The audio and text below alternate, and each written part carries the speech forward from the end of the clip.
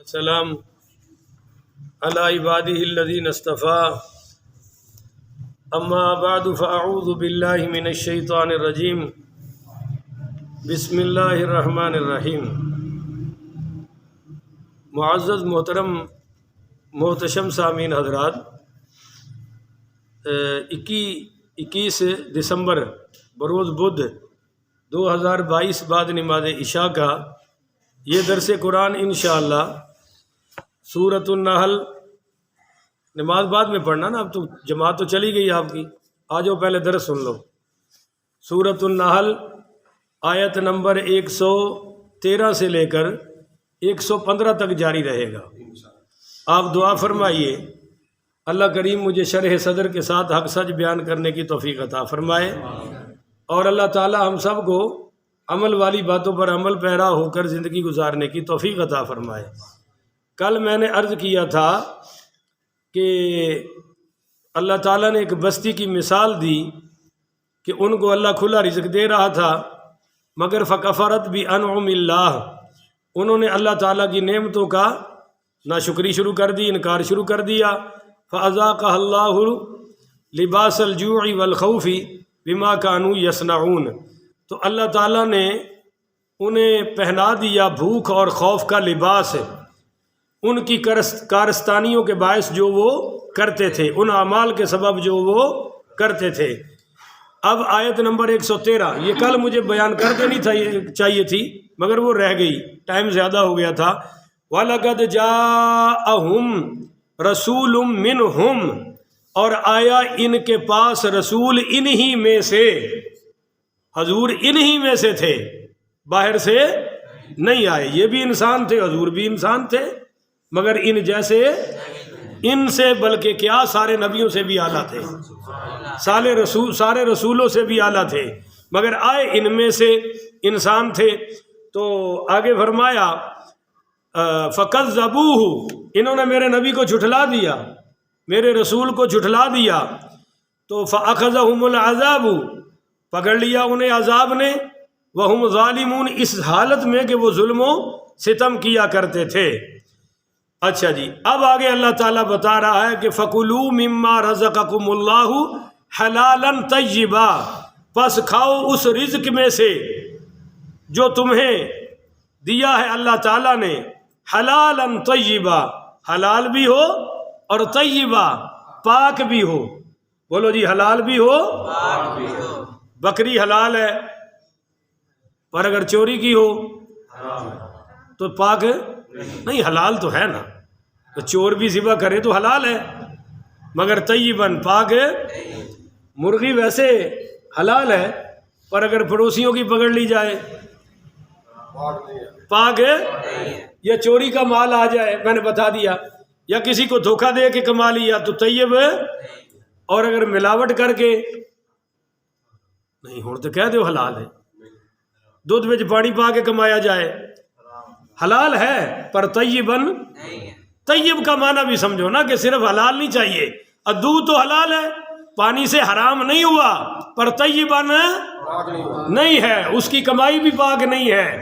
تو حلال کے ساتھ ساتھ یہاں آ گیا طیباً، حلالً طیبا، حلال بھی کھاؤ پاک بھی کھاؤ، ناپاک نہیں کھانا۔ بکری اگر مر جائے تو پھر حلال اور طیب بھی نہیں ہے۔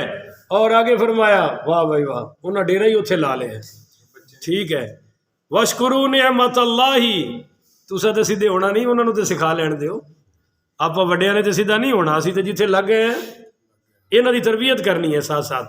تو عرض کر رہا تھا جی، وَاشْكُرُوا، اب کھا کر میرا شکر بھی ادا کرو۔ بولو جی، کھا کر میرا، کھا کر یہ نہ کہو جی ڈی اے پی کا کمال ہے، سونا یوریا کا کمال ہے، یہ مت کہو کہ نون لیگ کا کمال ہے، فلاں پارٹی کا کمال ہے، نہیں، وَاشْكُرُوا، کہو یہ رب کی عطا ہے، نعمت اللہ، اللہ کی نعمتوں کا، ان کنتم ایاہ تعبدون، اگر تم اسی کی عبادت کرتے ہو تو عبادت بھی اس کی کرو، اور بولو شکر بھی۔ اب اگلی آیت ہے جی، آیت نمبر 114، جس کے لیے میں نے آپ سے اپیل کی کہ اس کو غور سے سمجھے۔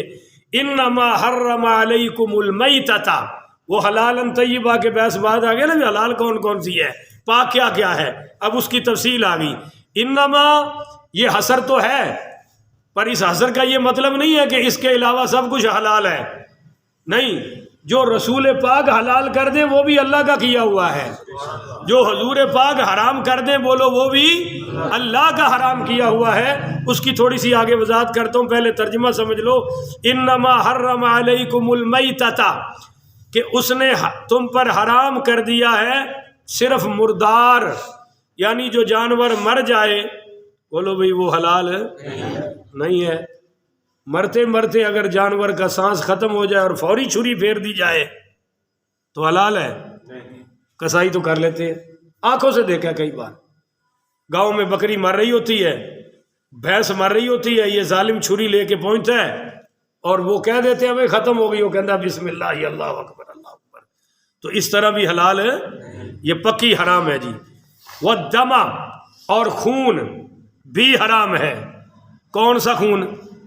جو ذبح کرتے وقت نکل گیا، بولیے بھائی، جو جانوروں سے ذبح کرتے وقت نکل گیا وہ خون حلال ہے، پر جانور ذبح ہو گیا، کھال اتر گئی، گوشت بن گیا، جو اس گوشت سے خون آ رہا ہے بعد میں ہڈیوں سے بوٹیوں سے نکلا، وہ حرام نہیں ہے۔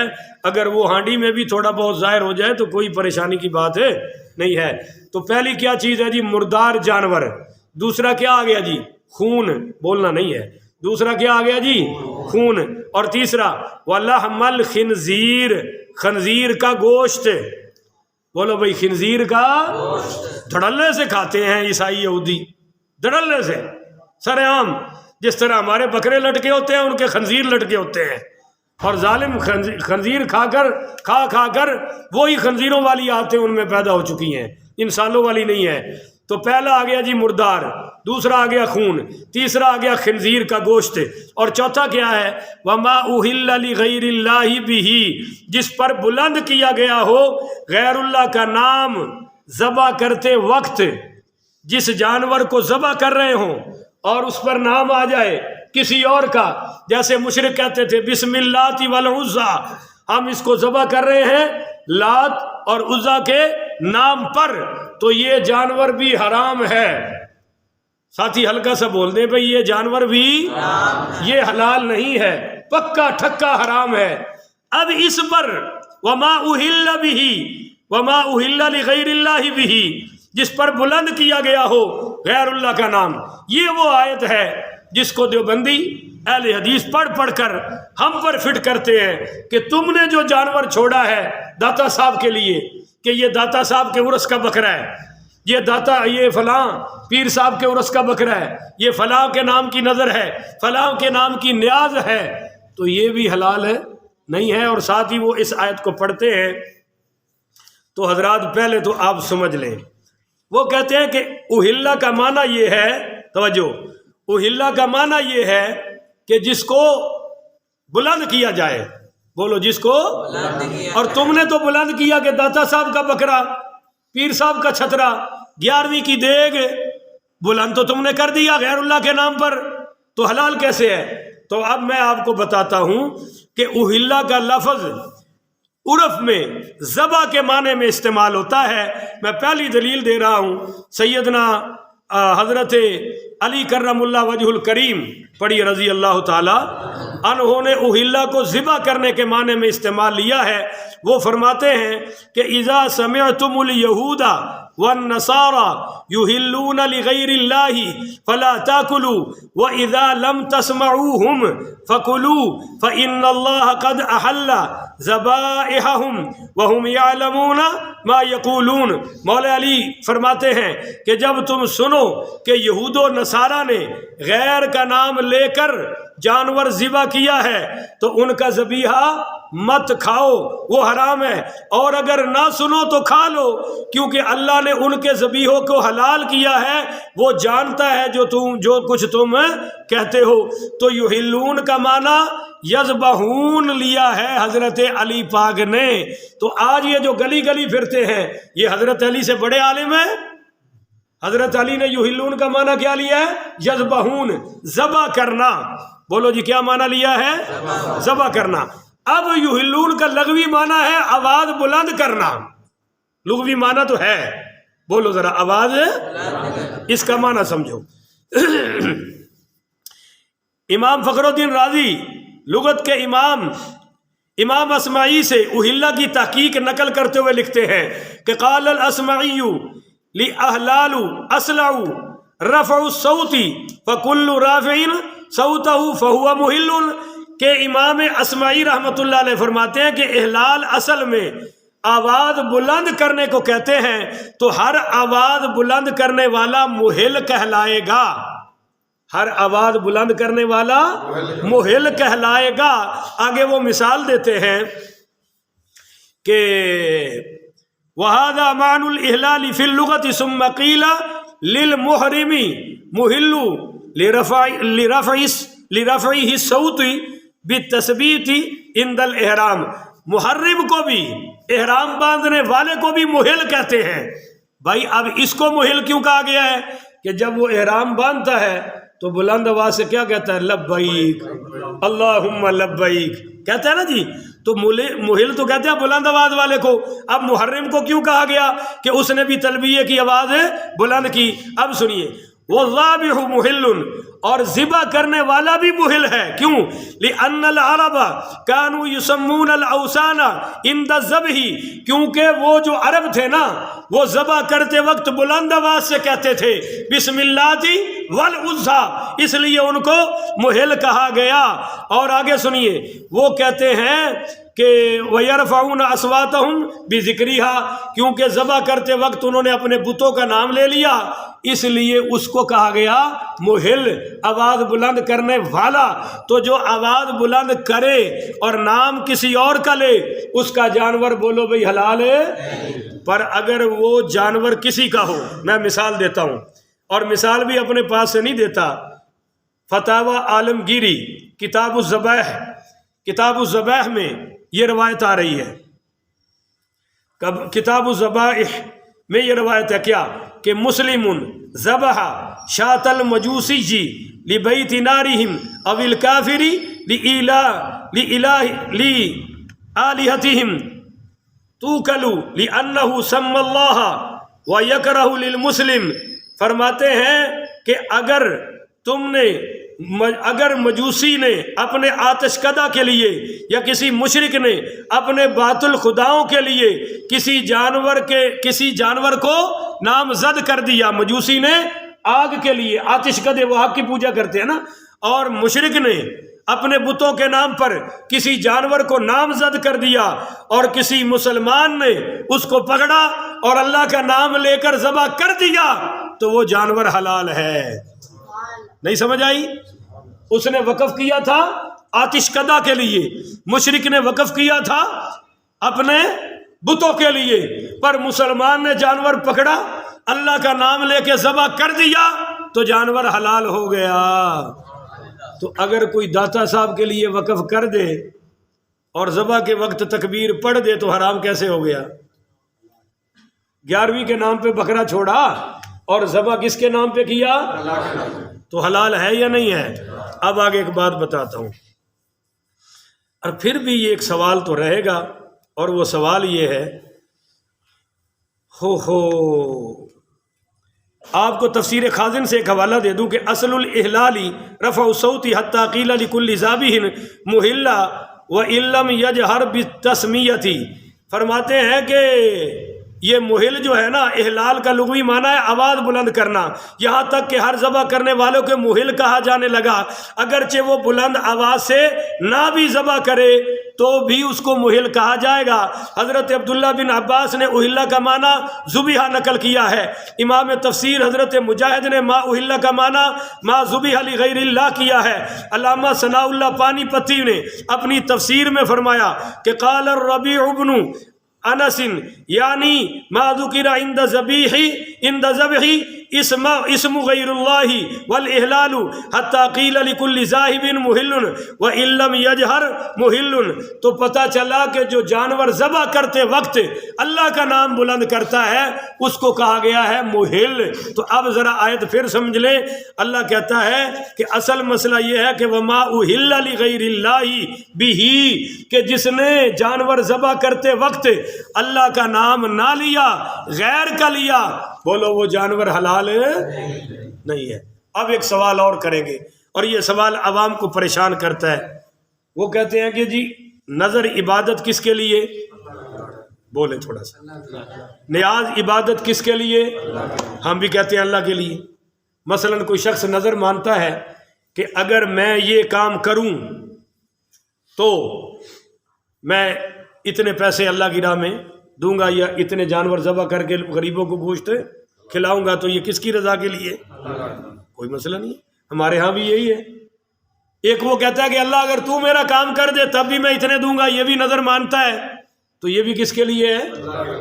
مگر وہ کہتے ہیں نیاز نظر حسین 11ویں کا لنگر داتا دربار کا، بولو، وہ کہتے ہیں یہ غیر اللہ کا نام تو آ گیا، نہیں سمجھے؟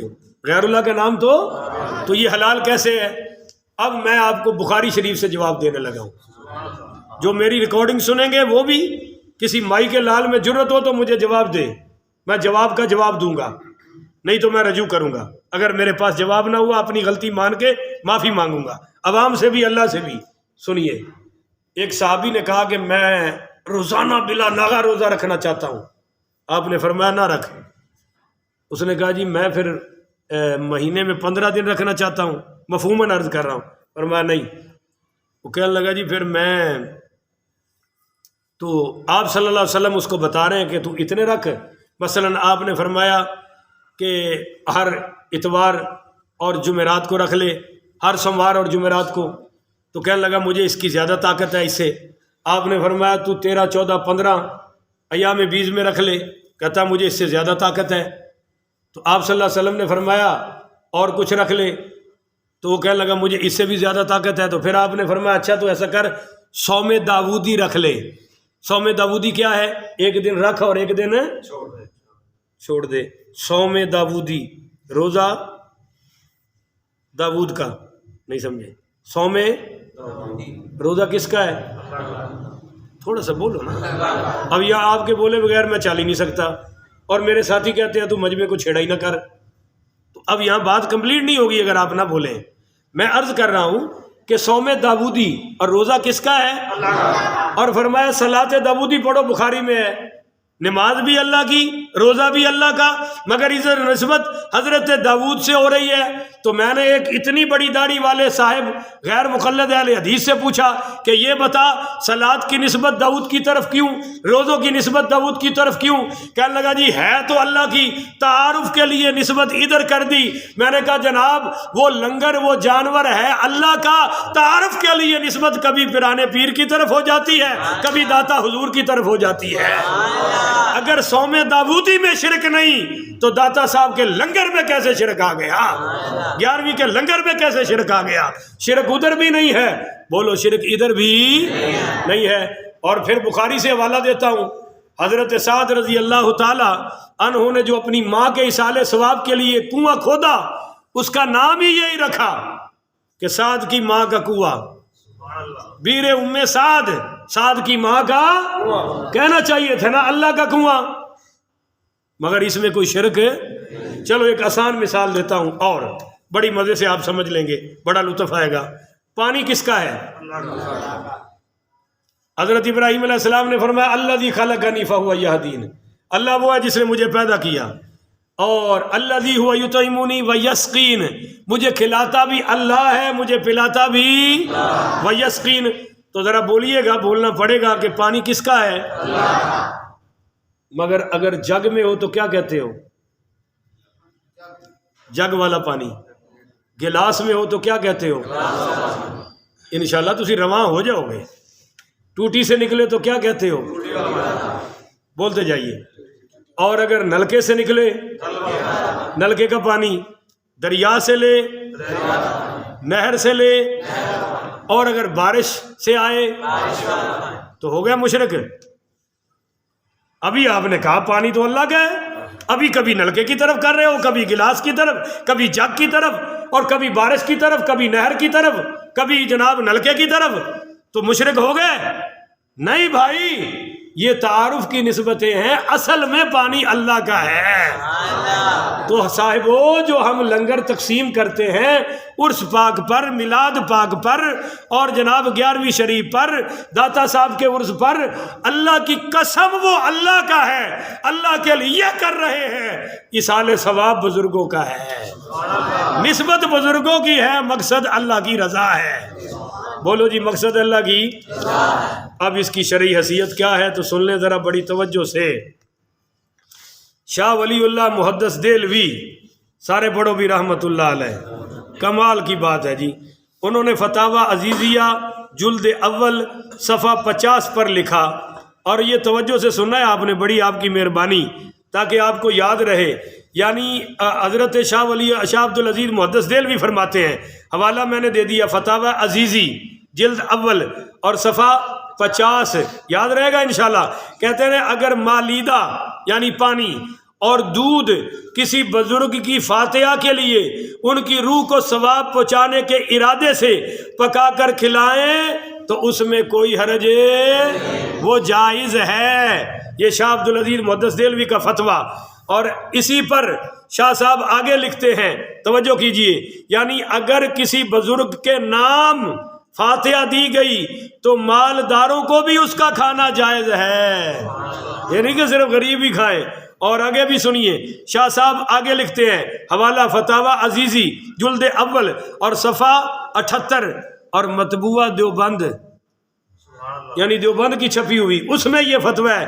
شاہ جی لکھتے ہیں یعنی وہ کھانا جس کا ثواب حسنین کریمین کو پہنچایا جائے، داوی دا لنگر آ گیا نا، سبحان اللہ، داوی دا لنگر ہے، اور اس پر فاتحہ کل شریف درود شریف پڑھا جائے تو وہ تبرک ہو جاتا ہے، اس کا کھانا بہت ہی اعلیٰ ہے۔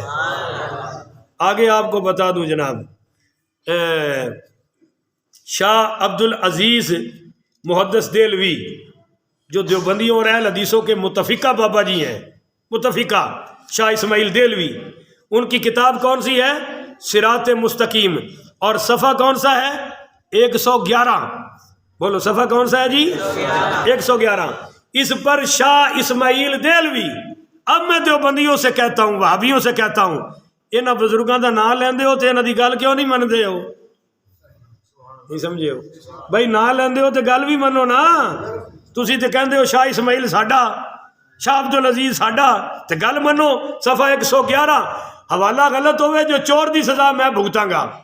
سنو، شاہ جی لکھ دینے، اب شاہ اسماعیل لکھ دینے کہ یعنی پہلے طالب کو چاہیے کہ وضو کرے، نماز کے طریقے پر دو زانو ہو کر بیٹھے، جیسے وہ بچہ بیٹھا ہوا ہے، لڑکا بیٹھا ہے بھائی ہمارا، ایسے بیٹھے جیسے نماز میں نہیں بیٹھتے آپ۔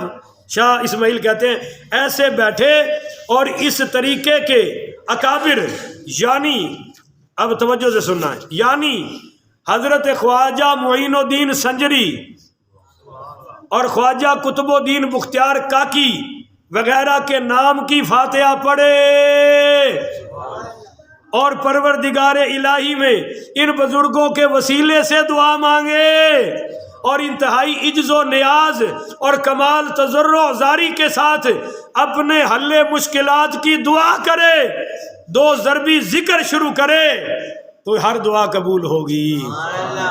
اب یہ تمہارے بابا جی ہیں شاہ اسماعیل دہلوی، وہ کہہ رہے ہیں اور طریقہ بھی بتا رہے ہیں ختم پڑھنے کا، تم کہتے ہو شرک ہو گیا، بکرا حرام ہو گیا، فاتحہ کا لنگر حرام ہو گیا، کچھ تو خدا کا خوف کرو بھائی۔ اور اگلی بات عرض کر دینا چاہتا ہوں کہ ہاں، اگر کوئی شخص یہ بکرا ذبح کرے، چھترا ذبح کرے اور کہے میں اللہ کے لیے نہیں کر رہا، حضور کے لیے کر رہا ہوں، فلاں ولی کے لیے کر رہا ہوں، تو وہ حلال نہیں ہے۔ بات سمجھ آئیے؟ اس پر شاہ عبدالعزیز محدث دہلوی اپنے فتاویٰ میں کافی بار اس مسئلے کی تحقیق کی ہے۔ فتاوی عزیزی جلد اول صفحہ 57 پہ لکھتے ہیں، فماتا کان اراقۃ الدم لتقرب الى غیر اللہ حرمت ذبیحۃ، ومتى كان اراقۃ الدم للہ تعالی وتقرب الى غیرہ بالاکل والانتفاع حلت الذبیحۃ لأن الذبح عبارۃ عن الاراقۃ عن المذبوح ای الذي يحصل بعد الذبح من اللحم وشحم على هذا قلنا لو اشترى لحما من السوق او ذبح بقرة او شاة لأجل ان يطبخ مرقا وطعام يطعم الفقراء ويجعل ثوابها لروح فلأن حلت بلا شبہتی. اب اس کا ترجمہ سن لیں. شاہ جی فرماتے ہیں یعنی اگر کسی جانور کا خون اس لیے بہایا جائے کہ اس خون سے غیر کا تقرب حاصل ہو، یعنی اللہ کے سوا کسی کی قرب ہو، اللہ کے سوا کسی کی رضا کا مقصد ہو، تو وہ ذبیحہ حرام ہو جائے گا. بولو وہ ذبیحہ حلال نہیں ہے. اور خون اللہ تعالیٰ کے لیے بہائے اور اس کے کھانے سے اور اس سے نفع حاصل کرنے سے کسی غیر کا تقرب مقصود ہو تو ذبیحہ حلال ہوگا. یعنی ذبح کس کے لیے کرے؟ مگر ذبح کر کے ثواب کسی اور کو دے دے اور کہہ دے بھائی یہ اللہ کے نام پر میں نے تیرے لیے ذبح کیا ہے، تو اس میں کوئی حرج کی بات ہے؟ وہ کہتے ہیں حلال ہے، کیونکہ ذبح کا معنی خون بہانا ہے، نہ وہ جانور جسے ذبح کیا گیا ہے. اس لیے ہم نے کہا کہ اگر کسی نے بازار سے گوشت خریدا یا گائے یا بکری ذبح کی تاکہ اسے پکا کر فقیروں کو کھلائے اور اس کا ثواب کسی کے روح کو پہنچائے، تو یہ گوشت گائے بکری بلا شبہ حلال ہو جائے گی. کیونکہ بھائی بکری تو خریدی، گائے تو خریدی کس لیے؟ کہ میں نے غریبوں کو کھلانا ہے. بولو نا، غریبوں کو، اور ثواب فلاں بزرگ ہستی کو دینا ہے. پر ذبح کس کے نام پہ کیا ہے؟ تو بولو بھائی حلال ہے یا نہیں ہے؟ اب یہ صاحب کہتے ہیں کہ نہیں جی، جانور کو ذبح بھی اللہ کے نام پہ کرو اور تقسیم بھی اللہ کے نام پہ کرو، اور کسی کو ثواب وغیرہ پہنچانے کی ضرورت ہے؟ یہ کہتے ہیں. تو میں آپ کو بخاری مسلم سے ایک تکڑا حوالہ پیش کر کے بات ختم کرتا ہوں. ٹائم بھی پورا ہو گیا، بات بھی پوری ہو گئی. توجہ سے سنیے گا. میرے نبی کریم رؤوف الرحیم صلی اللہ علیہ وآلہ وسلم نے قربانی کا ایک جانور ذبح کیا اور عرض کی اللہ میری طرف سے قبول فرما لے. پھر دوسرا ذبح کیا اور فرمایا، عرض کی اللہ اس کا ثواب، یہ ثواب تو میں کہہ رہا ہوں یا اللہ یہ میری امت کے لیے ہے، یہ میری امت کی طرف سے ہے. امت وہاں تھی، بولو ساری امت کے لیے کیا، یہ ساری میری امت کی طرف سے. اور یا اللہ اس کا ثواب میرے حضرت اس امتی کو دے دے جو قربانی کی طاقت ہے، میں محمد کی قربانی کا ثواب دے دے.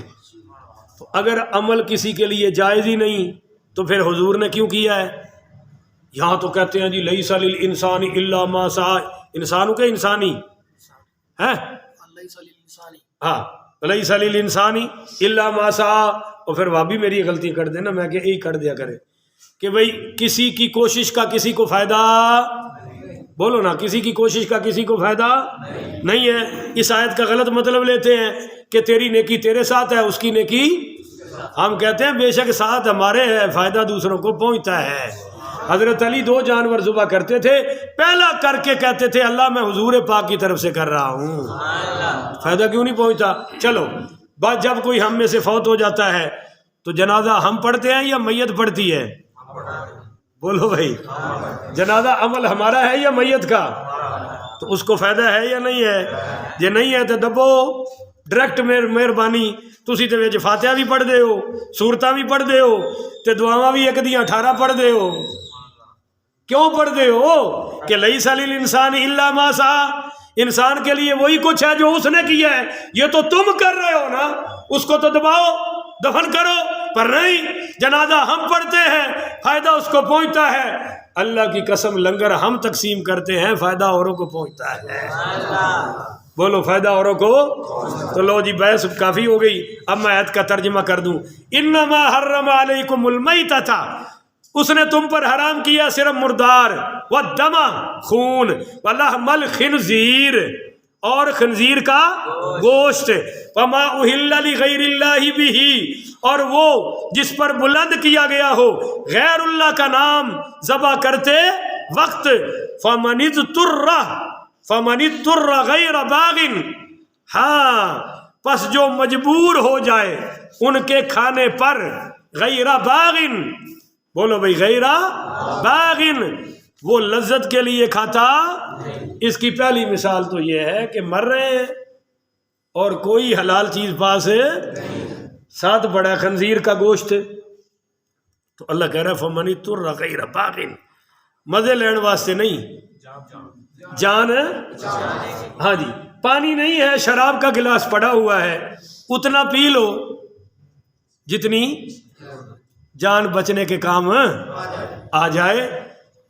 جیسے حضور نے فرمایا کہ پہلی نظر حرام ہے، کوئی لڑکی سامنے آ جائے، عورت آ جائے تو فوراً نیچے کر لو، تو وہ جو پہلی تھی وہ معاف ہے۔ اب ایک لڑکا دیکھتے ہی جا رہا ہے، ہم نے کہا بھی نظر نیچے کر، کہنا پہلی تے معاف ہے۔